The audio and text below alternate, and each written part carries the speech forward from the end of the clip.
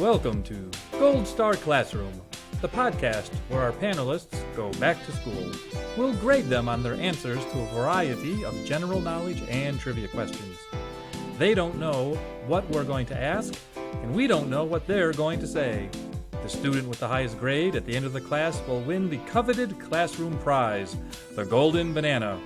I'm your host and headmaster, Professor Jerry Jaffe. Welcome to today's episode of Gold Star Classroom.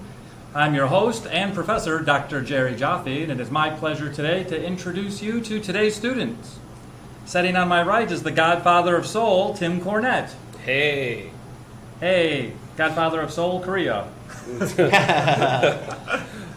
Sitting on my left is a Cleveland-based comedian, Jesse Alison. I had nothing funny to say. Well, you're in the right career path. And sitting directly across from me is someone who won $300,000 on national television this year, and he wonders what you've done. Arthur Chu. That's me. That's Arthur Chu. Weirdly enough, I bought that gun. Now let's find us an ATM. I flew here on a carpet I bought. How to turn money into money. Well, today's class, as your teacher, I will be tasked with asking you questions from across the breadth and width of human knowledge and learning. And as any good teacher would do, I will be grading your answers. All right. Are you gentlemen ready for your first test question? Yeah, sure. All right. What famous historical figure is known for crossing the Rubicon? Tim Cornett, you had a flash in your eyes. Arthur chuckled, and Jesse looked at the other two students. You just jumped to like the fourth question. The phrase "the die is cast" is associated with the act of crossing the Rubicon. I met a guy named Ruben once, and you did not cross him. I think it was the Russian Ivan Cube.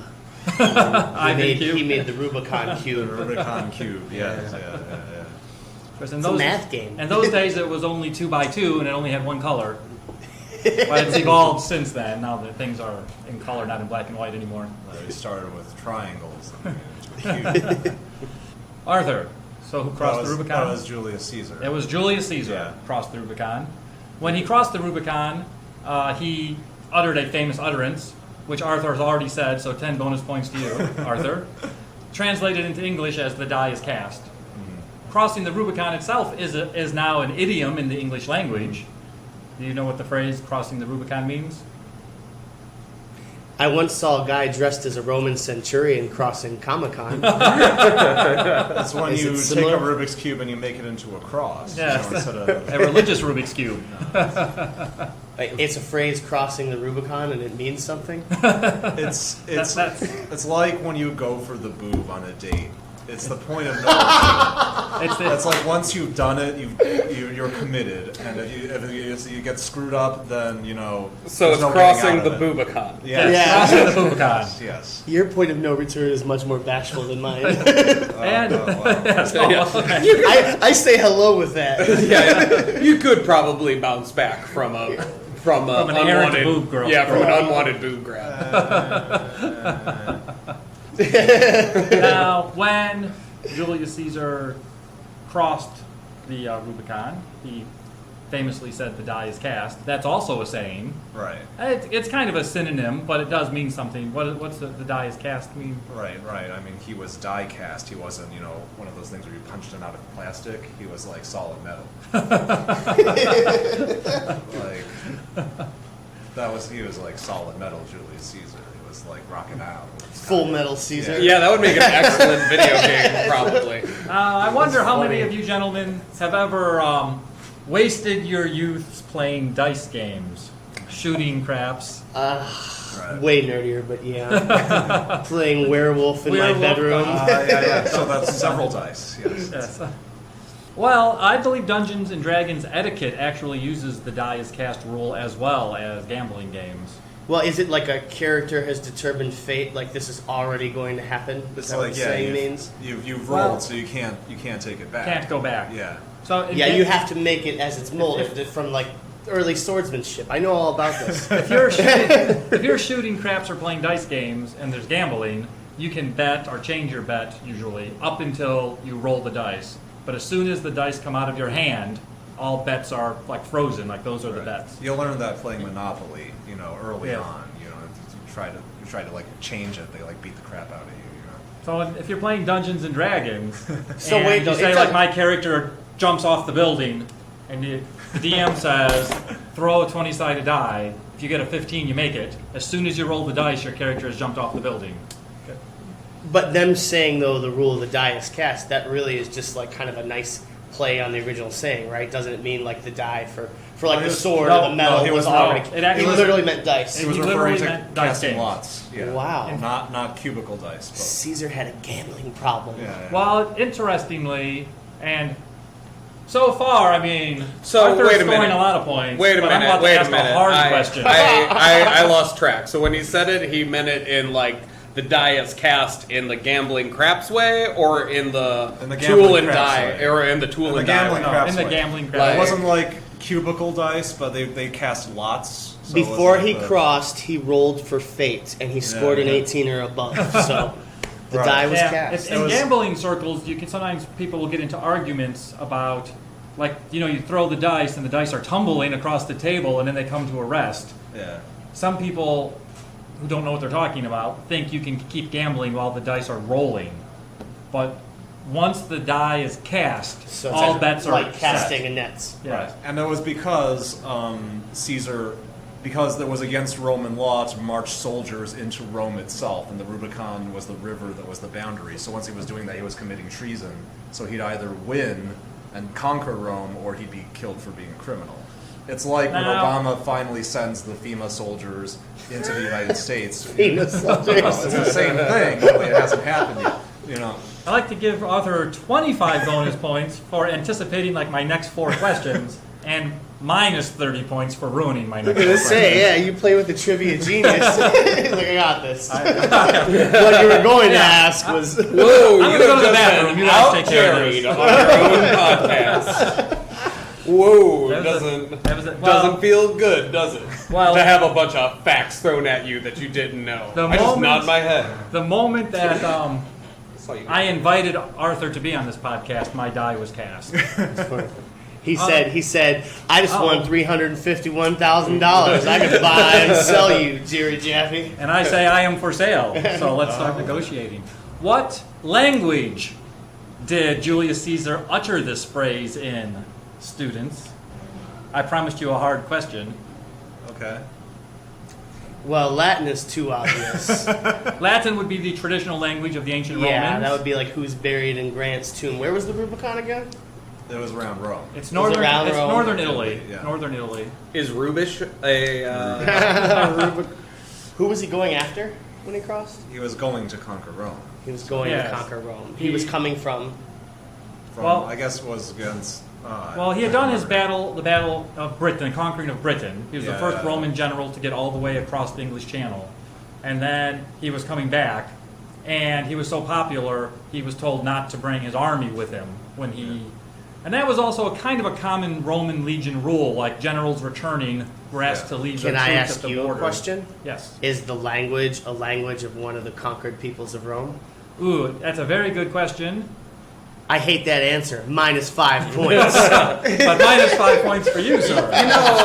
The phrase is alia jacta est, so Estonian is a possibility, right? And that is the Arthur is reading the Latin version of the phrase "the die." I was is going to cast." say that sounds an awful lot like Latin. And that is actually, besides saying "the die is cast," the Latin version of that phrase is still used in Italy, like as a common idiom. But according to legend, historical record, Julius Caesar did not utter this phrase in Latin. I'm not sure. And there's a specific reason why, too, so it's like actually a 2-part question. I like the way you're thinking, Jesse. Tim, while we're waiting for anything from your side of the classroom. Well, I just watched that Rome show that HBO put out. I was just Damn. watching it last week.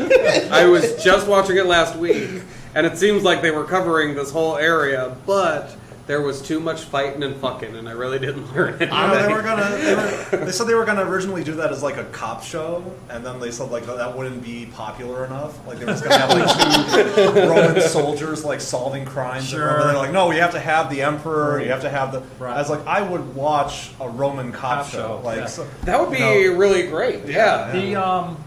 That makes a lot of sense now because there was if you're watching that show, and if you know even a little bit about Roman history, you know that the Romans borrowed a lot of their culture from the Greeks. Yes. Correct. Oh, all right. And See, I almost guessed that. man, you almost God. get bonus points. Now, I should have watched CSI Gaul. he's uttered this phrase, we'd say the die is cast, in Greek for a particular reason, because he in fact was quoting somebody else. Yeah. A famous Greek is actually known. Alexander the Great. No, it's a good guess though. Let me think.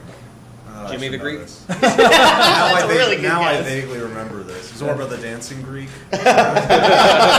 Jennifer Aniston is Greek. Greek salad? Yeah.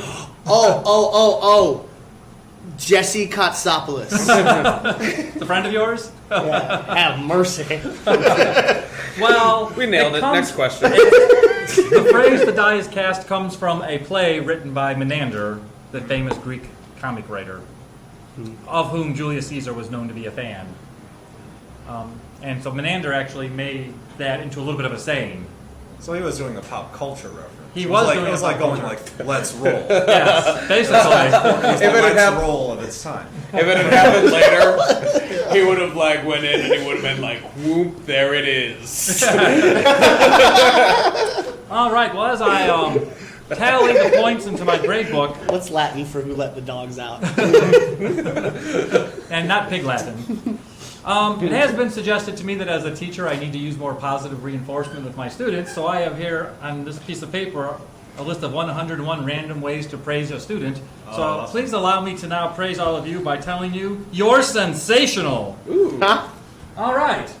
Let's carry on. Right, if those were like the same as the names of the 101 Dalmatians, it would be like, you're lucky. You're, I don't know, you're Pongo. You're Rolly. You're rolling, yeah. I think you should number that list so we can choose our praise. We may cast our own die. I will take praise 97. You don't count. You make my day! All right. All right. Let me ask you another question. Some historical statistics. 98% of all mass killers are this. Men. Correct. Men, 10 points for yes. Jesse. Now, I'm gonna, Wicked awesome. Well, I- 98% of them are human. The other 2% are probably also human, but that's still technically but it's a right. subset. Can I have 1 second to draw a Venn diagram to figure this out? A knife-wielding baboon. Step it up, ladies. Come on. Yeah. Well, we'll talk about the maleness of it, but before we do, Yeah, we will. I do want to clarify something for our listeners with a follow-up question. What is the definition of mass murder? And I am using there's some- FBI definitions. There's some official definition. Correct. This is the FBI definition of... It's like you have to take 8 drinks to be a binge drinker. Like that's actually the number. So if you take like 7 and then stop, it's like I'm okay. I'm gonna say 4.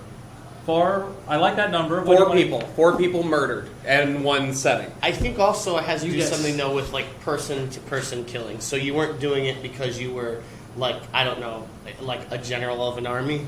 Because it's not kosher to call those mass murders unless they're not American. They do distinguish mass murder from genocide. So Okay. that is different. I Wait, is will that say the genocide? FBI does use the number 4 for mass killings. Oh, awesome. Oh, But wow. there are a couple of other criteria. So you get partial credit, Tim. All right. So I could kill 3 people and just. That has to be within a certain time frame, right? Well, That's- no, because like on like CSI and stuff, they were like, "Oh, we got to get this mass murderer." I think Are Buffalo ser- Bob. Was, Aren't yeah. serial killers different from mass murderers? That's Bing, two bing, different bing. things. Yeah, yeah. Arthur gets a gold star. Yeah, If there's a big series of time unfolding, like Buffalo, is it Bill or Bob? Buffalo Bill. Buffalo Bill. Yeah. That's called a serial killer. And there's actually a third category, which is spree killing. Right. Yeah. Okay. Is that where you're just indiscriminate? No, that's you're thinking of like bullets spraying, but no. Just like This is also this goes back to the time frame issue. Mass killing is usually occurs in one setting. Yeah, at one time. So and a- the spree killings, if I go from place to place and I kill people Correct. within like a day, and the serial killers like plan ahead and do it over several The FBI will say something like, typically mass killings involve no cooling off period. That like once it starts, That's a it goes great to the phrase. end. Yeah. Well, now that I cool down, do I still want to kill people? How many cigarettes do you smoke? If you smoke the entire pack, you're a serial killer. If you just wait for one good one at the end. So spree killers have to kill at 2 or more locations. It's like when you're talking about like marathoning like a TV series. It's like, well, if I go to work in between, that's not a marathon. But if I just go to the bathroom, then it is. But what if I go out, to walk the dog? Then it's in between, right? Now, there is some I was going to say, I like that you put murder into Orange is the New Black terms. I like that we're dealing with television because I was wondering if you could be a serial killer, could you then in turn become a syndicated killer? Because that's where the real money is. That's the copycats. Make sure you have the rights to the DVD. It does seem if you manage to kill 100 people, you should be called a syndicated killer. To return to the observation that 98% of mass killers, and also for spree killers and serial killers, it's still over 95% are male. Mm-hmm. Criminal psychologists have theories as to why this is. So this is a little bit theory-based, not 100% scientific fact, but what would be some of the common reasons? Well, guys are just terrible. Sexual dimorphism. Yeah. Testosterone. Yeah. Testosterone, 5 points. That is one of the things. Hormone is one Testosterone of the theories, fuels aggression. Yammering? Incessant yammering? Is that on your list? Yeah. I believe I covered testosterone with sexual dimorphism, but you didn't know what that meant. Well, mine is No, 5 that's not points true. for trying to upstage the teacher. I do have 6 or 7 other common indicators. Yeah. There's, I don't know, socialization. Like guys are encouraged to be violent, or There's social factors. The general tendency in societies to turn men into hunters or warriors.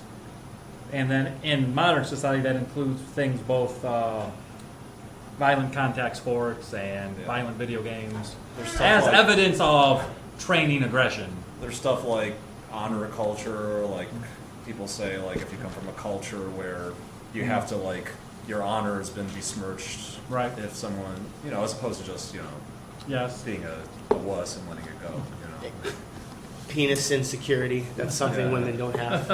It makes you rage. The another thing you alluded to, but no one used this word, so I will just add this in. Tim, you go first.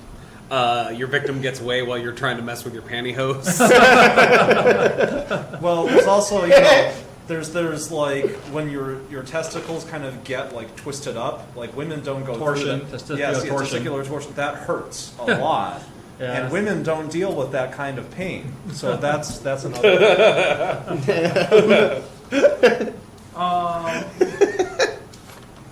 I mean, women certainly will commit murder, so they're not without the crime of murder, but they're just rarely commit mass or spree. Right. Is it also... So this makes me a misogynist, but is it a physical strength thing, too? Are there women who would be mass murderers if they were just as strong as dudes?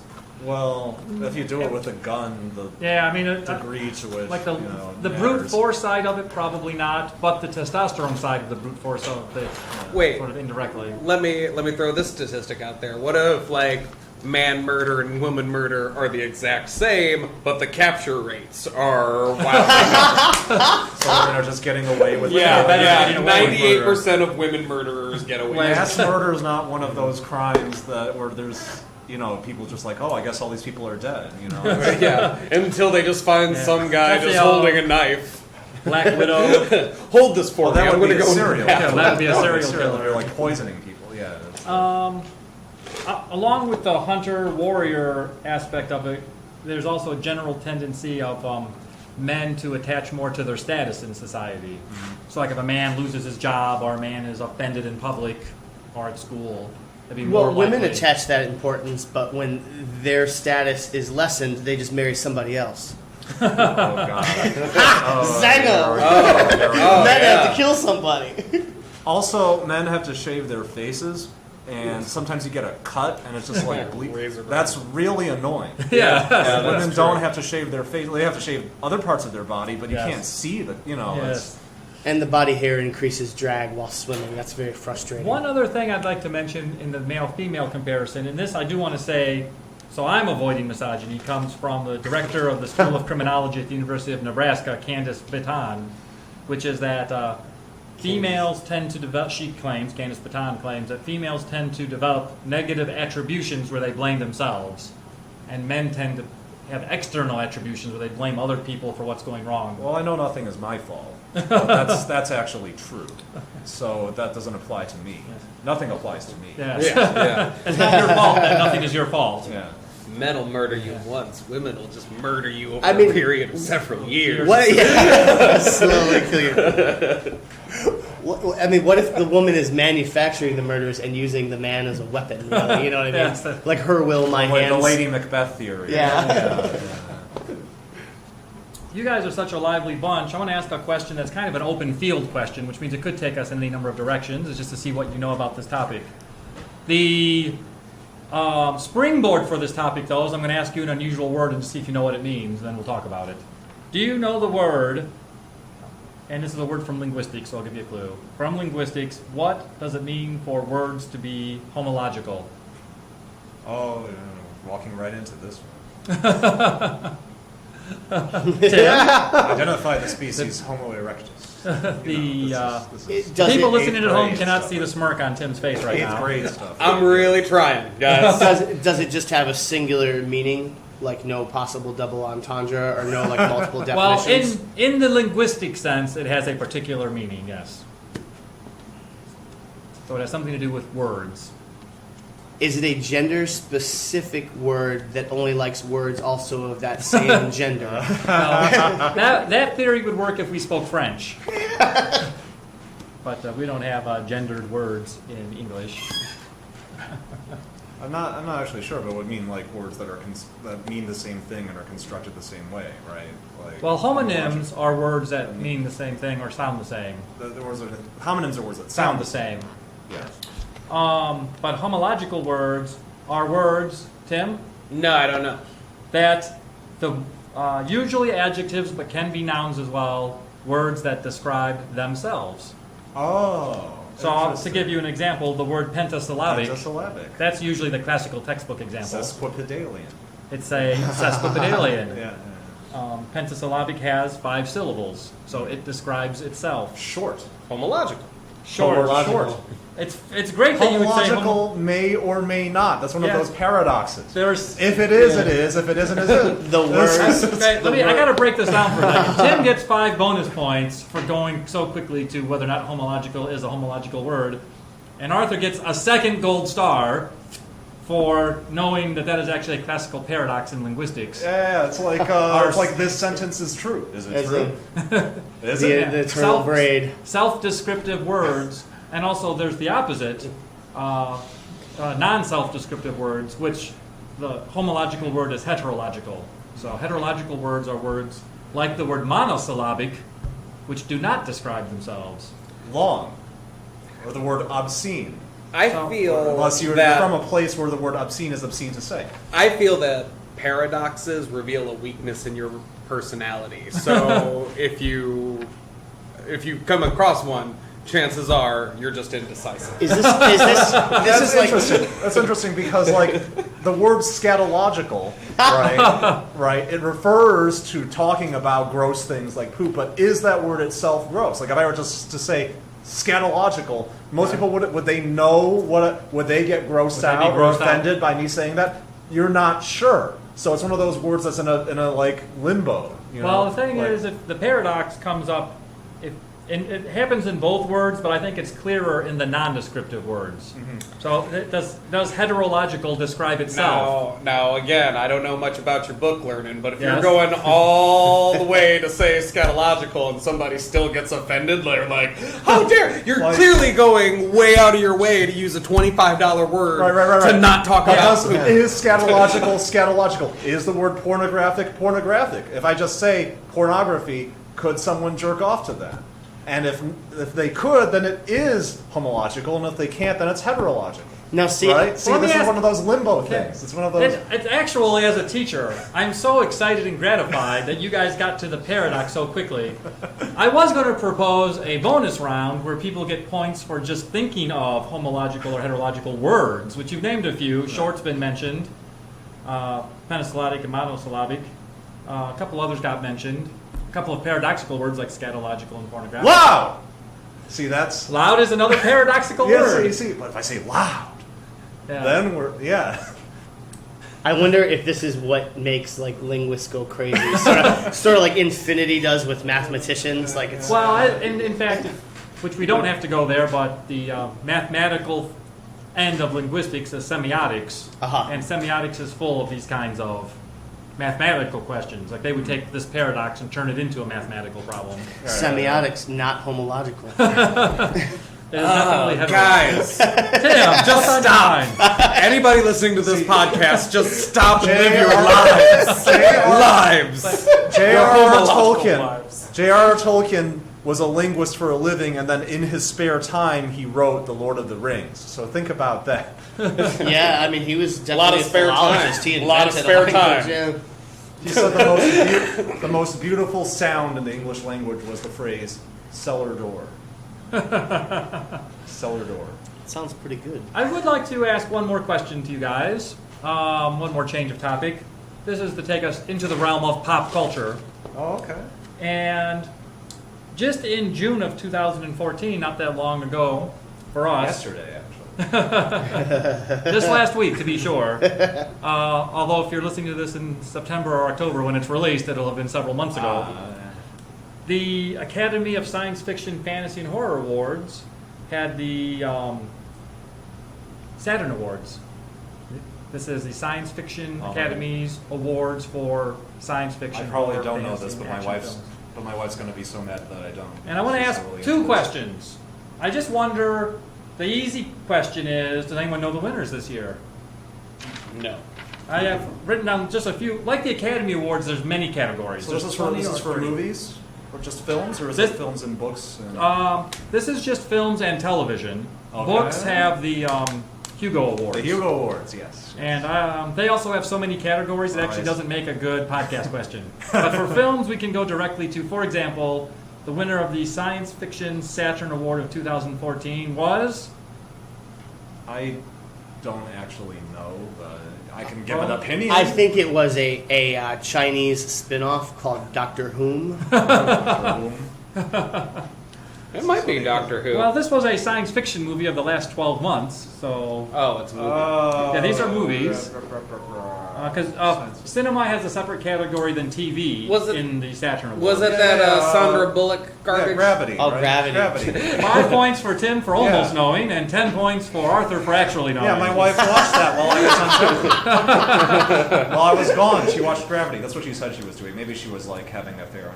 I don't know. Okay. Well, it's essentially the same thing. So don't With ask. George Clooney. George In a Clooney's like spaceship. asphyxiated dead corpse, like spinning around in space. They have I a would not be category surprised if that was her thing. in the Saturn Awards. They have a category for best comic book to film. Oh, okay. So for the past year, do you have any guess what won the Saturn Award 2014? Best comic book to 2014. film? Captain America. Captain America 2, the Winter Soldier movie. The Not Avengers. the Captain America, not the Avengers. I was in Captain America 2. Oh, I were was you? an extra. You can see the back of my head. Excellent. Because they filmed it here, yeah. I still haven't I should seen have it put yet, that in your actually. credits up front. You should have told me that. The back of my Batman head. was 2 years ago, right? Right. Okay, let's see. What was this year? If it wasn't Captain America, that's crap, because that was the best one. 'Cause Yeah. that was Thor? But Was that this year? Thor the Dark World. Is it an Yeah. Avenger? It is an Avenger, actually. Thor the Dark Iron Man. Iron Man 3? It can't be. Iron Man 3. That won an award. That So one- Jesse that- got partial that credit for over- almost knowing the answer, and Arthur got full They credit. Tim, got I've it been over Winter watching- Soldier? That doesn't make any I've sense. That been- movie cost $50 I took a date to that movie at the frickin' Crocker Park, and like we saw it in 3D, and it cost $50. And that was not worth $50. And now you're telling me I won an award for ripping me off? All right, let me ask you this. Fucking Ben Kingsley. That was the easy question I wanted to ask. All right. The Saturn Awards were first presented in 1972, It had a famous host. You all would know who the host is, although I don't know if you can guess who the host was of the original first Saturn Award. So in 1970. Shatner? Bing, bing, bing, gold star for Jesse Allison. William Shatner was the host of the first Saturn Awards. Huh. And I have in front of me just the winner of the sci-fi and the horror categories of the original Saturn Awards, 72, so they 1970. came out in The 70. Exorcist? Yeah, I'm for not. horror? I will say I'm not 100% sure of how the calendar year affects when they give the award out. But this is I will say The Exorcist won the Saturn Award for horror the next year, so 73. close. Jeez. What Well, would this he is like pre-Star Wars. Definitely. What came out in 72. Rosemary's Baby. No. That was the only two Old horror fucking movies. sci-fi. When we say the sci-fi Logan's movie, Run, Logan's Run. Soylent Green. No, that's Soylent Green won the second sci-fi Saturn Award. 1970. When we say the Planet sci-fi of the winner, Apes. no, good guess. There'll be like some humming and hawing, but when I say who won the horror, a chaos will erupt across the land. Oh, okay. Chaos will erupt. The year before The Exorcist. Was it Dawn of the Dead? No, that's too early for Dawn of the Dead, I think. The The winner of the sci-fi category, I'll give you one hint. I'll tell you, at the award ceremony, the award itself was handed to Kurt Vonnegut because the film was based on one of his books. Oh, God. Well- But it's not named after the book. Oh, I'm No, gonna it say- is. The title of the It is? film is the same I'm as gonna the Was kick it- myself. Cat's Cradle? No, there is a film of that, but that came much later. That wasn't made in the period. Actually, it's Bruce Willis and Samuel L. Jackson and Jake Johanan in Oh wow. film version. Huh. What I guess I don't know the that- very cast of Unbreakable. I guess I don't know that much about movies. Slaughterhouse Five. Ah! I didn't even know they made a movie. I I haven't should heard Oh. have guessed his most I popular need to book. watch that. I need If to you watch that didn't movie. stop listening to the podcast after Tim yelled at you, you should stop listening to the podcast and go watch Slaughterhouse Five immediately. right. It's fantastic. But the winner of the first horror category Saturn Award for filmmaking, 1972, Wait, what's it? Blackula. What? Blackula. Blackula. Wow. Blackula. Wow. Was that just a bad year? I've never seen. Maybe I'm Have you prejudiced. seen- Maybe I haven't seen it. I haven't seen it. The That's Saturn true. Award Maybe was I should obviously see doing it. a lot for civil rights at the time. They really were. I wouldn't be surprised. Maybe I actually. should see Part it. of the Maybe movie. I haven't. I judged it harshly. Two disenfranchised groups, black folks and nerds. And vampires. Think about true. how It's hard it true. is for And- white vampires. This is what we call intersectionality. And Canadians, with And- William Shatner as the host. Oh yeah, Canadian black vampires. Yeah. All right, this is the part of the show where I calculate your grades. And as I'm doing my final calculations, I'm going to give you each one more chance for extra credit by going around the class and letting you tell me one more interesting thing. Do you have a factoid or trivia that you'd like to share with the class? Who would like to go first? Tim. Yeah. Rin Tin Tin won the first Academy Award, but they changed the rules so only humans could win. Is that so? Yes. I will check on that and report in my next classroom. I'd like to receive homework like that. Okay. Okay, Arthur has some trivia. I've talked about this in public before, but you know how like there's a gene that they can activate in like chickens because chickens are actually related to dinosaurs, or they can cause tooth-like extrusions to grow on the beak of a chicken because they have the genes to grow teeth. They're just not activated. All right. So you know how cats have these spiny. Everybody knows this. I You know how It's cats? redundant to mention. You know how cats have these spiny, barbed penises? Mm-hmm. Have you ever seen a cat? Okay. I do know about that. Yeah. Okay. Some human males have a condition called PPP. It's actually called as Pearly Penile Papules, where they grow tiny vestigial stubs on their penis where the barbs would be if you were a cat. This really happens. You can And- find pictures of it on the internet. And bonus points if you can guess which one of the 4 people in this room have that condition. Now,